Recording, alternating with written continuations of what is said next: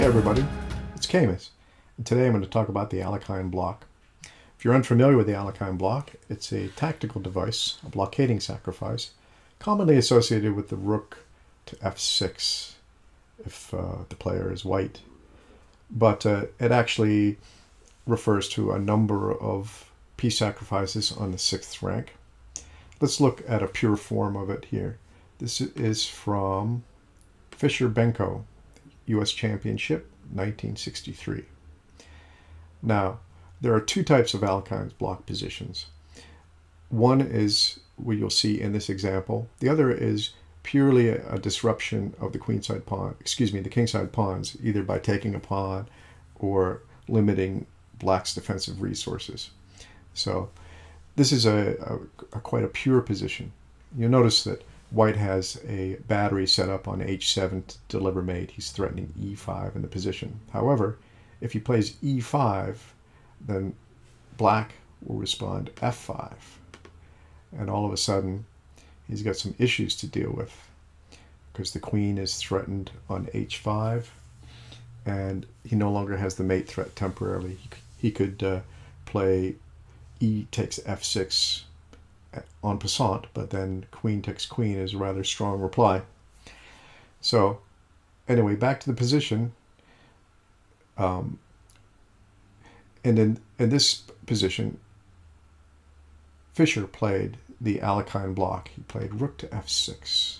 This is actually quite a beautiful move, as we'll see. In the game, Benko played king to g8, but of course he could have played d takes c3, taking the knight on c3. But then e5 comes, and now f5 is not available as a defensive resource. Also, back to the position after rook to f6. If he takes the rook, then ingeniously, black is now blockading his own f5 move.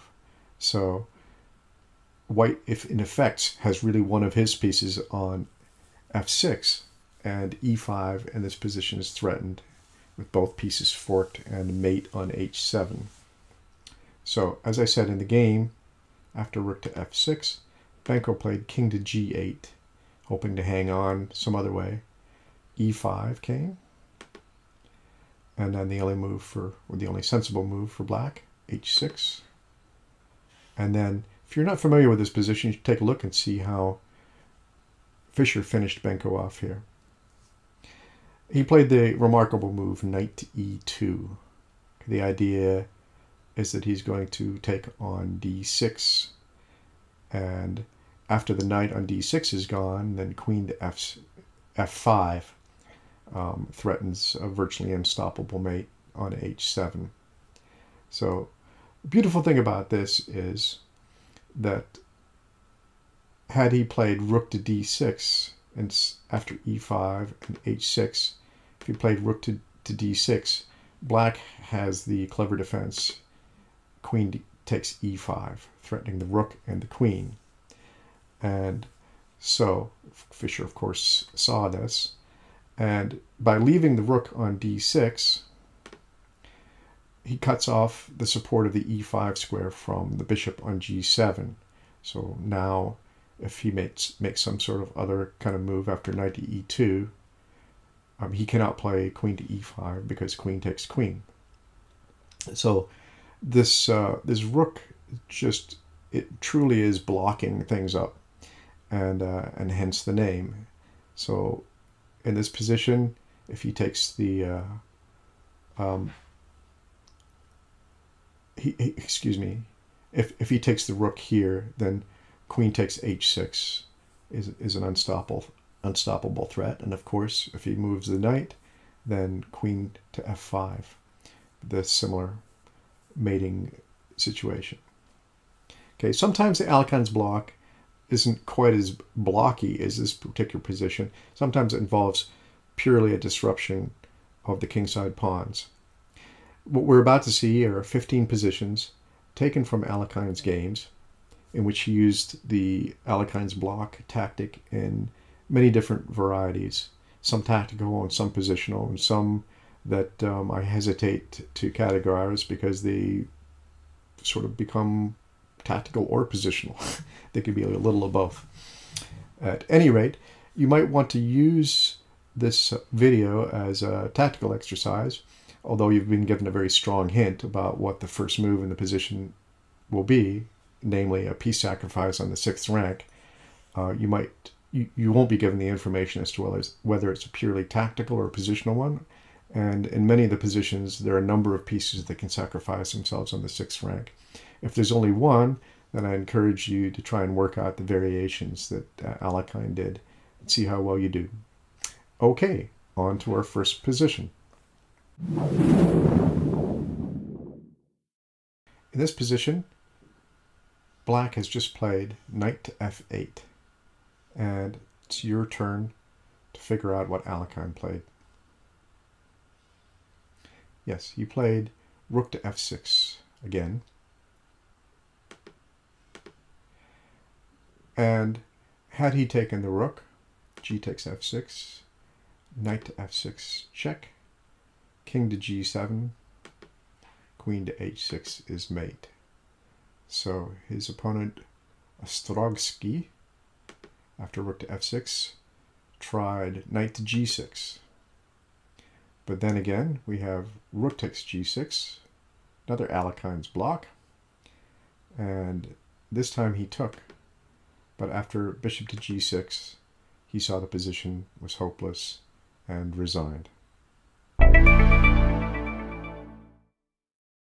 This position is from a simultaneous game, and Black has just played king to h8, trying to get out of the line of fire of this bishop poised on c4. So it's your time to decide what Alakine played in this position. You've actually got a choice of a couple of different pieces that could sacrifice themselves on the 6th rank. All right, so Alakine played rook to f6 once again. And his opponent played bishop to d4, but had he taken the rook, then knight to f6, threatening mate, and the queen would have followed. Knight to f6, bishop to f6 check, king to g8, queen to g5 mate. So obviously can't go that way. Instead, if he tried knight to f6, and this time if he takes the knight, then the same position comes up with the queen mating on g5. So you could try h6, but then the queen goes, and so Black loses. So his opponent saw this, played bishop to d4. It's not any better actually, but it enabled him to hang on a little bit longer. So in this position, he wasn't worried about the rook. He brought the other rook over. So bishop takes f6, rook takes f6, and we have the Alakine block again. Interesting, 2 blocks. He tried knight to e5 in light of the previous variations. And I guess he's hoping to get it to g6 perhaps. Rook to h6, yet a 3rd block, this time on a different square. And this time his opponent had to take because of the quite obvious threat of rook takes h7 followed by mate. So he took bishop to f6 check, knight takes, hitting the queen, queen to e7, queen takes h6, threatening mate again. So the queen had to give himself up, the black queen. Queen takes f6, king to g8, bishop to b3, rook a to e8, h4. And here we see what white's plan is. In this position, actually, black is ahead material because he's got 2 rooks for the queen. It's generally considered a good trade, but positionally he's sunk because of the exposure of the black king. So white is just going to march the h-pawn up the board and bad things will happen. Knight to d7, queen to f5, knight to c5, h5, knight takes b3, but here he resigned in view of queen to g5, king to h8, queen to f6 check, king to g8, h6. Another beautiful combination, series of combinations actually, from Alakine. Okay, in this position, black has just played bishop to a6, hoping to swap off this dangerous bishop on c4, counting on the fact that if the bishop moves, then he will play bishop takes rook on f1. However, Alakine has seen everything. Take a good look at the position and see what you would play. There's no rook to f6 in this particular problem, so... Okay, so what he actually played was queen to g6, and his opponent resigned. Now, this game echoes Levitsky-Marshall, the famous greatest move in chess, supposedly. As you can see, the queen can be taken by either pawn. It's also interesting to note that in the year before Levitsky-Marshall, Alakine played a very similar combination. However, it was in a simultaneous game, and so it never got the recognition that Levitsky-Marshall did, which was in a serious tournament game. But it's a shame because I think Alakine deserves some sort of credit for anticipating Marshall's conception. But this was actually from 1941, so this is not the game in question. As I said, his opponent resigned in this position because of the following variations. H takes g6, rook to h3 is mate. Similarly, after queen to g6, if he takes with the other pawn, then knight to g6, check, and the only move, take, and then rook to h3. Very nice. This position represents a somewhat simpler set of conditions than the previous position. So I thought I wouldn't start with the block sacrifice. Black has just played h6, trying to get rid of this pesky pin on the f6 knight. So this is not a sacrifice, but what would you play as white? Okay, if you chose queen to c2, actually queen to d3 is also fine, but Alakine played queen to c2, then you're on the right track. And now his opponent took the bishop, and you could probably see the tactic here. This is not a classic Alekhine block because this knight, excuse me, after queen takes g6, the queen can't be taken because of the pin. So in this game, knight to h7 was played, and let's see if you can find white's move here. How does white improve his attack? Okay, what Alakine played was knight to d5. Now the queen is up for grabs. So in the game, Mr. Name played king to h8, but had he gone for the queen, f takes g6, knight to e7, discovered double check. That's pretty cool. King to h8, knight to g6 is mate. So after knight to d8 in the game, he played king to h8. And now came knight to e7, again offering the queen, but of course, if f takes g6, knight to g6 is mate, as we just saw. So instead, he thought maybe he's winning some material here. Queen takes e7, d takes e7, hitting the rook. F takes g6. I guess he believes it's fine now. Actually, in this position, had he tried something else, like rook to e8, then queen to f7, knight to f6, queen to f8, check. And of course, it's going to be over soon if the rook takes the queen. So king to h7, bishop to d3 check, king to h6, and now after queen to f7, he can't stop the mate on g6. So back to the game. After d takes e7, he took the queen, and then after knight to e5, he realized he was going to be mated, and that was it. In this position against Stark, Black has just played queen to a6, trying to trade queens. And he was probably surprised when Alakine popped out rook to c4, more or less self-pinning the queen. He played knight to a4, probably with the idea of bringing one of the rooks to the c-file and exploiting the pin. But this is your moment to decide what Alakine was going to do. Of course, you have the big hint that it's going to be a piece on the 6th rank sacrificing itself. There's only one piece that can really do that, and that's the bishop. But he does have 2 squares, so give it a look and see what you think. Okay, Alakine played bishop to f6. Now, the bishop can't be taken here.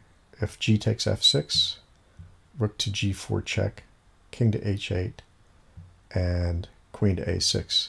So the pin actually worked the other way here. There's a discovery on the queen. So after bishop to f6, instead he played rook f to c8, trying to exploit this pin once again. Alakine dodged it with queen to e5, and instead we got rook to c5, again double attacking the queen and the rook. Now instead, if he had taken the bishop here, we would have had a similar kind of scenario here.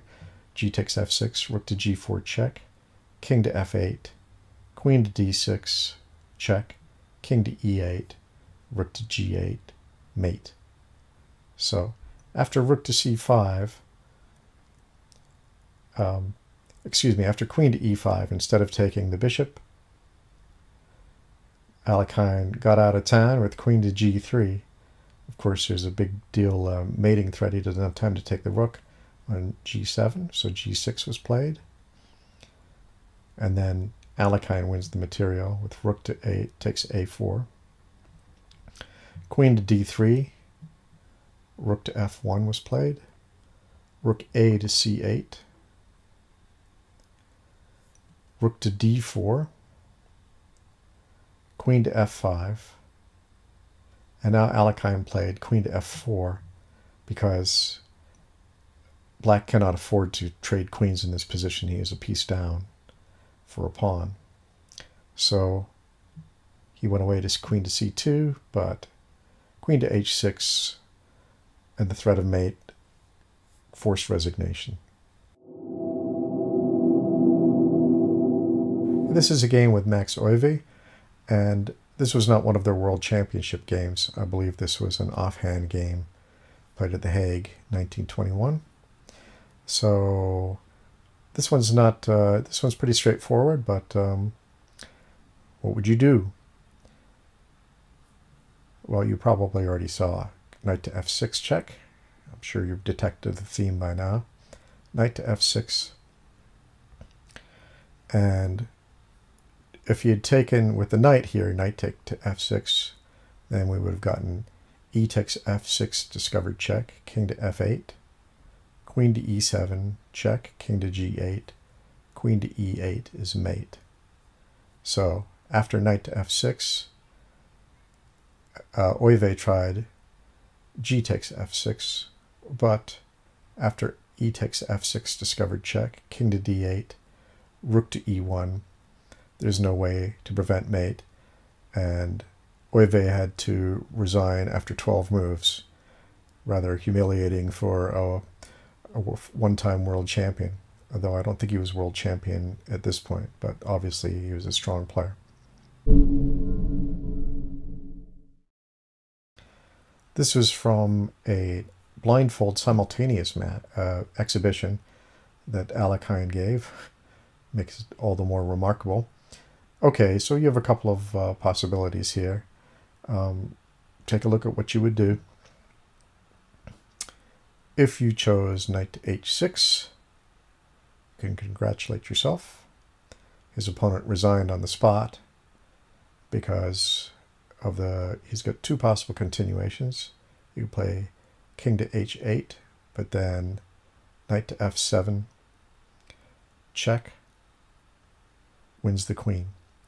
So the other possibility after knight to h6, g takes h6, bishop takes f6, attacking the queen, queen to d7, queen to g3 check, bishop to g7, queen to g7 mate.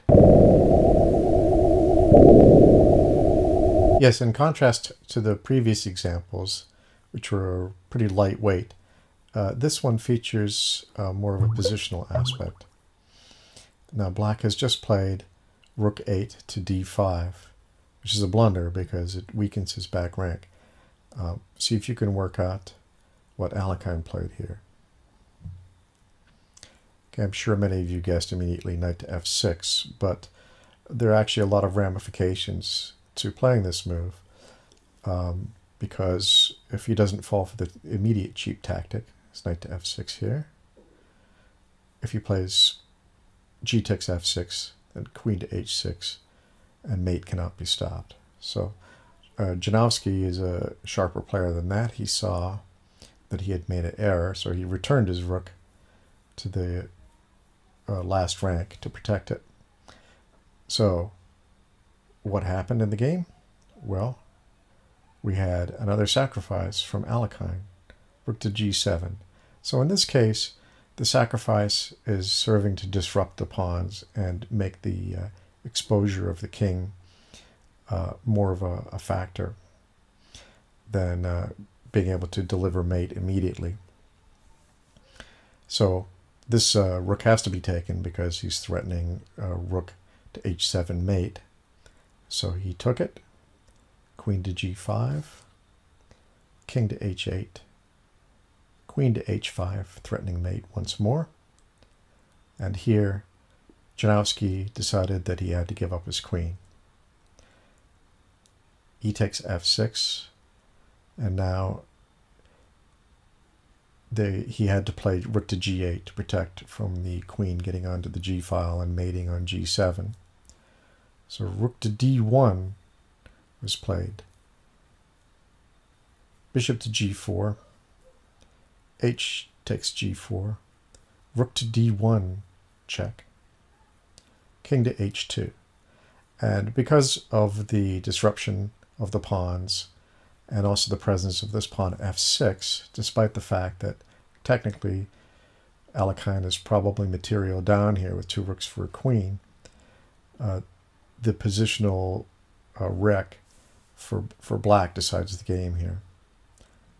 Rook to d7, protecting the f-pawn, f4, b6, g5, c5, f5, b5, g6, threatening checkmate. So f to g6 had to be played. F to g6. Now we're threatening f7 here with nastiness. So rook takes g6, queen to e5, and Janowski resigned in this position because the only way to defend against f6 discovered check and much disaster is something like rook to h6, king to g1, rook to d1, king to f2, rook to d2 check, and then after king to e1, he's going to have to lose a rook. The only other check he has is rook to h1, and we still have this this terrible threat on f6.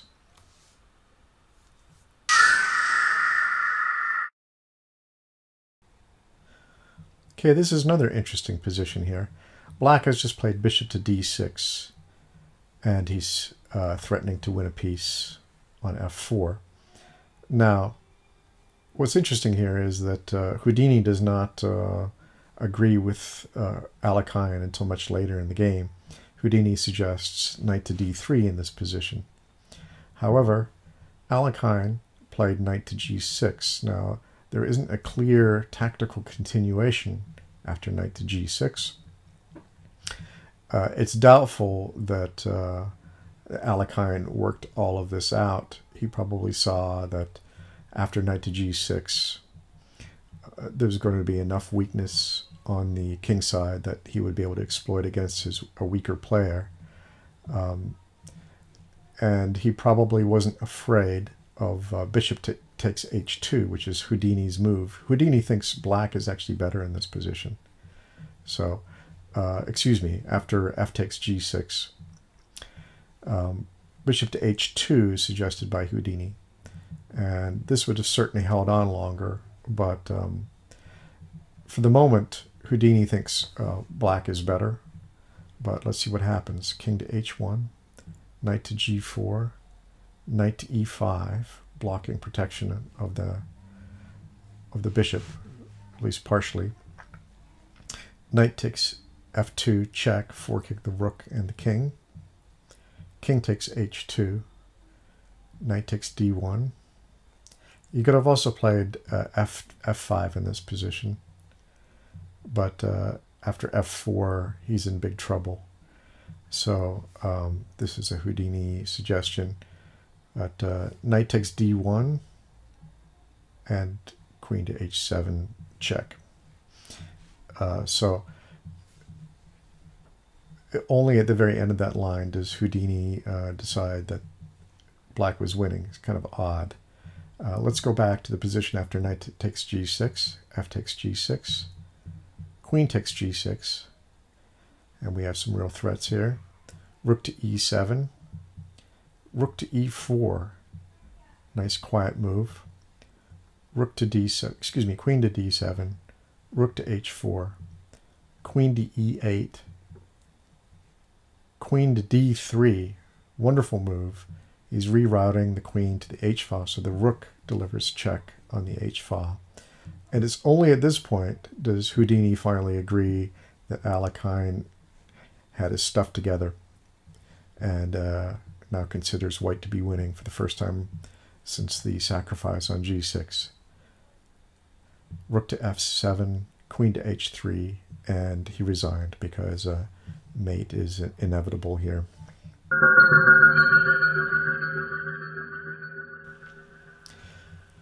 Okay, this is another positional sacrifice from Alakine, and it's kind of a fascinating situation here. Obviously, there's only one piece that can sacrifice itself on the 6th rank, so I'm sure you all chose rook takes e6. And here we have a disruption of the pawns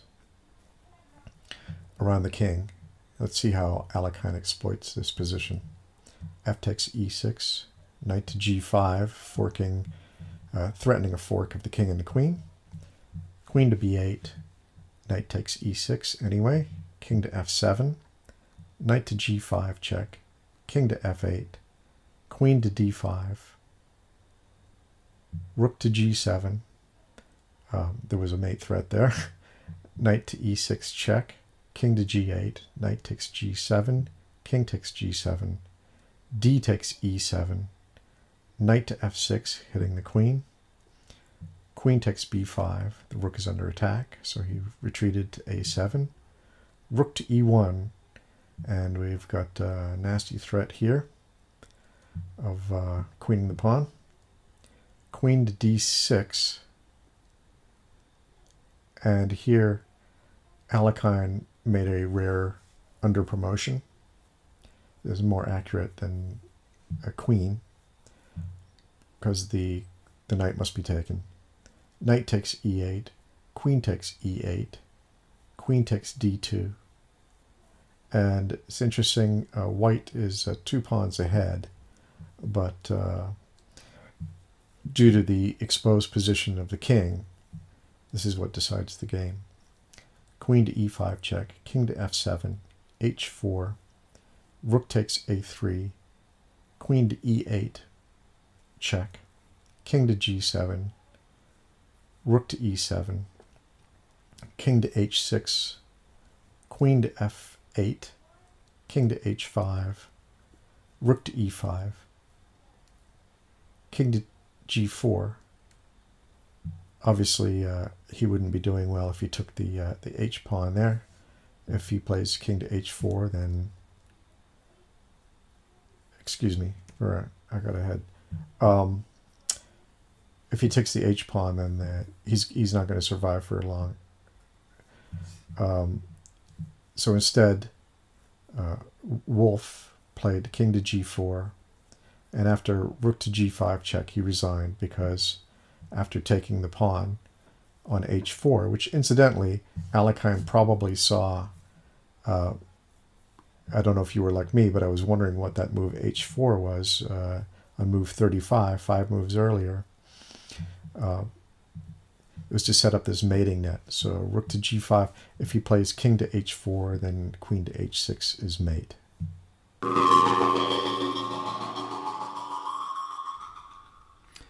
Okay, this next position, we have black has just won a pawn, or so he thinks. On d5, he played knight takes d5. And have a look at the position, see what you think. Yes, Alakine played bishop to h6. Now, calculated this long sequence. Hopefully you did too. G takes h6, queen takes e5, threatening mate on g7. f6, queen to g3 check, king to f7, got to get out of dodge, queen to g7 check, king to e6, rook a to e1, knight to e3, only way to stop mate immediately, rook takes e3, bishop takes e3, queen takes b7, king takes f5, queen to e4 check, king to g5, queen to g4 mate. There were some other ways that black could have slowed down white's mating attack here, but they were computer moves with basically black throwing at the kitchen sink before getting mated. But I tried to choose a line that was more of a human type line. But if you analyze this, you'll find that it leads to the same result, regardless of which variation was chosen. So he was playing Bogojubov and Stolzik. I don't know much about Stolzik. But anyway, they chose f6 instead. And this turns it into a positional sacrifice because the immediate mate threat is averted. So let's see how Alakine exploited this position. Knight takes g7, knight to f4, hitting the queen, queen to e1, threatening to come to g3, king to h8, knight to f5, rook to g8, stopping queen to g3, queen to h4 instead, hitting this pawn, rook to g6, bishop takes f4, e takes f4, queen takes f4, rook d to g8, knight to h4 to protect the pawn on g2, rook 6 to g7, rook a to e1, queen to b6, rook to e2. I'm actually wasn't quite sure about rook to e2, what the point was, but I guess maybe just to double, I guess.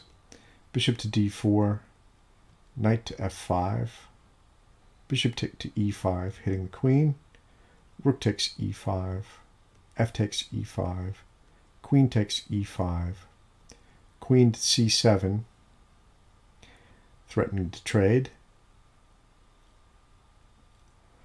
queen to d4, queen to d7, queen to f6, queen to d8. Bogojubov and Stolzik seem determined to trade queens here. Let's see. Well, they have they're up in exchange for some pawns. I guess he thought it was a winnable endgame. So Alakine obliges. Queen to takes d8, rook takes d8, knight takes g7, king takes g7, and now rook to d1 exclam, because black has to trade rooks here, because if he moves off the d file, then rook to d7 picks up the bishop, and he exchanged. He's also up 3 pawns. Okay, in this game, white has just played bishop to d2, and black responded with knight b to d7. He should have played bishop to e7 here, it was better. And now we don't, I started this position just a little early, just to see the build up to using the Alekhine block. You can look at the position if you'd like, see how you would continue. In the game, Alakine chose queen to c2, and Apsiniix, I guess, chose rook to c8, putting his rook opposite the queen. What would you play in this position for white? Okay, perhaps you saw bishop to g6. And here, f takes g6, queen takes g6, king to e7, bishop to b4 check, c5, d takes c5, queen to e8, c6 discovered check, king to d8, bishop to a5 check, king to e7, c takes b7, threatening the rook, rook to b8, knight to c6 check, forking the king and the rook, king to d6, and now a very nice move from Alakine, queen to c2, very calmly just cutting off the king from going to c5, protecting the knight and threatening a rook check on the d file. Actually, this didn't happen. This is analysis, but I'm guessing that Alakine saw this. I believe this is a regular tournament game, so I'm sure he probably calculated this far. e4, knight f7 to f6, knight takes b8, queen takes b8, queen to c8, and it's all over for black. There's going to be a new queen in a minute. So none of that was played. After bishop to g6, Alakine's opponent played knight to e5, which was met by knight to e5 check. Excuse me, that's not check. Knight to e5. Rook to c7. Bishop to a5. Skewering. F takes g6. Queen takes g6 check. King to e7. And Alakine played knight to f7 in this position, which is fine. It's winning. However, slightly more accurate would have been bishop to b4, c5, d takes c5. But as I said, after king to e7, he played knight to f7. And that was met by queen to e8, knight takes h8, rook to c8, bishop to b4 check, c5, bishop takes c5 check, rook takes c5, d takes c5, bishop to e4, queen takes e8, knight takes e8, f3, bishop to d3, a takes b5, and he tossed in the towel because white is just way ahead in material here, and if he doesn't do something, there's going to be knight to g6 trading off the other bishop, and it's not good. It's just a hopeless endgame.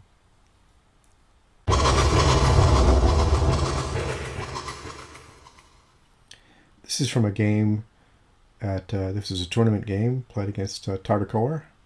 Oh, also one of my favorite players.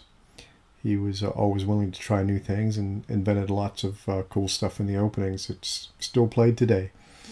In this game, he had just played bishop a6 with the idea of trading off this dangerous attacking bishop on d3. However, Alakine had a surprise for him. And actually, I'll show you the move since, well, okay, you can find the move. Because there are a couple possibilities. Usually the most obvious one is knight to h6, which Alakine played. And in the game, Tartacore took the knight, g takes h6, but had he decided to just move the king and avoid the unpleasantness that was about to befall him, after king h8, knight to f7, check, hitting the queen. Of course, the white queen is attacked too. We have to keep that in mind. King to g8, knight to h6, and then we have the standard smothered mate. Queen to g8, rook takes g8, knight to f7, exclam, checkmate. The other alternative, after knight to h6, was moving his king the other direction, but that fails even faster to queen to f7 mate. So, seeing these variations, he decided he better take the knight. So he played g takes h6, and let's see the follow-up. Another sacrifice from Alakine. Bishop takes h7. Very nice. Knight takes h7, queen to g4 check, king to h8, rook takes d8, rook takes d8, queen to e4, hitting the bishop and the rook in the corner, knight to c6, queen takes c6, bishop to f8, knight to f5, bishop to c4, bishop takes h6, bishop to d5, queen to c7, rook a to c8, queen to f4, surprisingly not queen to e5, rook to c6, bishop takes f8, rook takes f8, queen to e5 now, knight to f6, and knight to d6. And fittingly, this is not technically it's not an Alekhine block, but it's a very nice blocking move, cutting off the defense of the knight on f6, and consequently the bishop also on d5. Well, if the knight is taken, check, then the bishop is going to be hanging. So Tartacore threw in the towel here.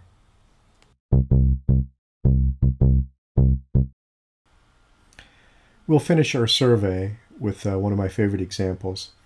This is a very nice positional sacrifice on Alakine's part. And Kasparov said of this position that with very energetic play, white has pushed his opponent's pieces to the edge, but black's position still looks solid. Only his king is a little bit exposed, but that's enough for Alakine to perform his magic. He played knight to g5, threatening knight to f7, and of course if rook takes f7, then the other rook goes. So rook e to d8. Now, consider if this was your position. You can see that if the white queen could get to the h-file, then this would be winning, mating very quickly. However, it's not easy to get the queen to the h-file. However, Alakine came up with a very nice solution here. Now, he could have played bishop to g2, but bishop to g2 is met by queen to e5, and all of a sudden the knight is hanging on g5 and he blocks the queen getting to, let's see, let's put that in actually, bishop to g2, new variation, queen to g5, and you can see that he's going to stop the white king from, the white queen from getting to e4 and hitting this bishop. Knight. I don't know what's wrong with my tongue. It seems to have taken a vacation. So anyway, that solution doesn't work.